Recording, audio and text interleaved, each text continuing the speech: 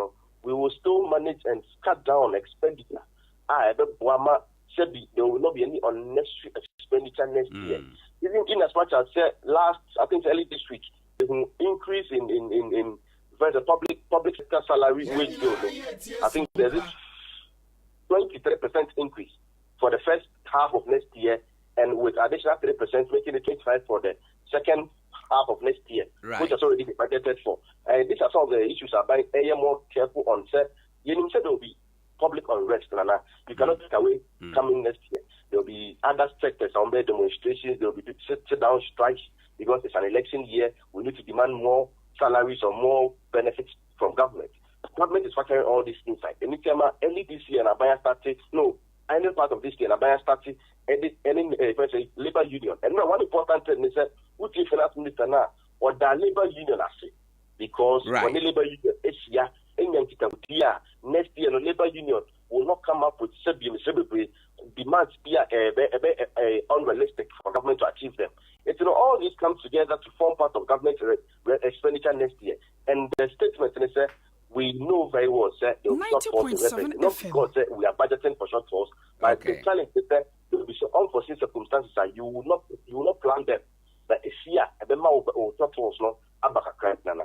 All right, in nominal figures, expend revenue and so because one may who say expenditure be 226.7 billion, which is about 21.6% GDP, and at the deficit just 1 minute remaining. 6.9. Nominal figures revenue so by saying. Okay, now let me get the nominal figures. So let me get the revenue for our listeners this morning. I did a very simple analysis for you this morning. Right. But then I think the figures I've made up on my presentation. But all the same, I'll get back to the figures and get back to you on very well. But then what is important is that let's all come together and understand so we have an economy to grow. Very well. Very well. Okay. But yen na wase anope na nyame ya adoma me say in the coming days na be cause the budget e nkomo. All right.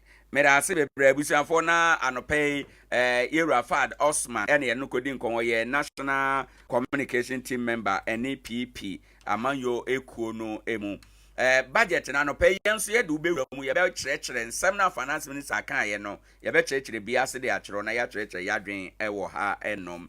The big news ɛwɔ Ghana ne ɛyɛ budget 2024 finance minister wa ye presentation no ɛnora ɛwɔ ho na no pay ye be dom sukɔ ye be di mu nkɔmɔ na ye yaba be kyerɛkyerɛ ebi mu ɛde chiro entino ya na wahye no so na wonim dada se budget no ba se dia nkrofo echire adwen ewo ho sabra me ka se ya ade adom kuma no kasa wo ho associations ahodo kasa wo ho obi ka dia onim ene nea o nadwene eye no ewo ho entino eno so ye nkomo a pono so anopai yede ebrel other news nso ho ene na oman no ye omampanin kofo ne yere anti-terrorism kofo ayie ye state funeral enti nso underway ene ya ye kasai omu wie state funeral na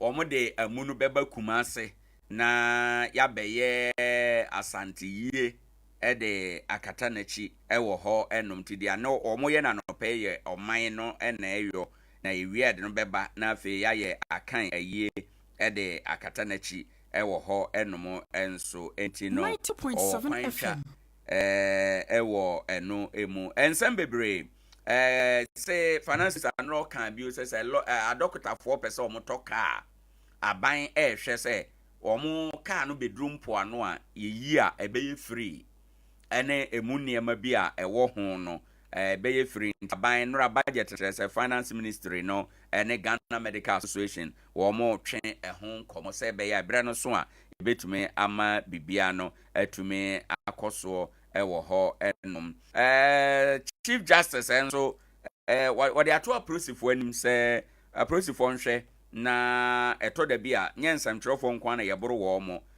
nkrofo ye adwuma wo court nkanka beli fufuo yi ɔde nsamankrata ɛkɔmɔ obi na yaboro no pasa ɔsɛ apolisifoɔ nhwɛ na yɛnhwɛ ɛho asɛm ka ɛmfa ma wɔ mo sɛ bɛyɛ adwuma no yɔ ɛbɛtumi akɔmpan ɛnsɛm no dɔɔso ɛwɔ afidie so ɛnɛ anɔpɛ na yɛnte nkaebɔsɛm baako yi ɛmfiri hɔtɛw yɛba a yɛwura apam ɛyɛteɛ firi yɛba maestro the sports ɛbɛsɔ yɛn so nti no yɛnte wɔmfiri hɔtɛw na yɛmmra sesia medase mu nana ene abusuane nyinaa yakenkan budget awie akyire nkɔmɔbɔ ene ajapade a ɔman nsa bɛka de yɛsɛ yɛnso yɛyɛ editato ene ho Adea Akye Abia ɛbɛgye baabia na ansana no yɛwura George Techie boy ni se pa akwasi anasesi bega ba mo wa fa no de ne kɔ bra no wadi mfinhyɛ na aduanan baako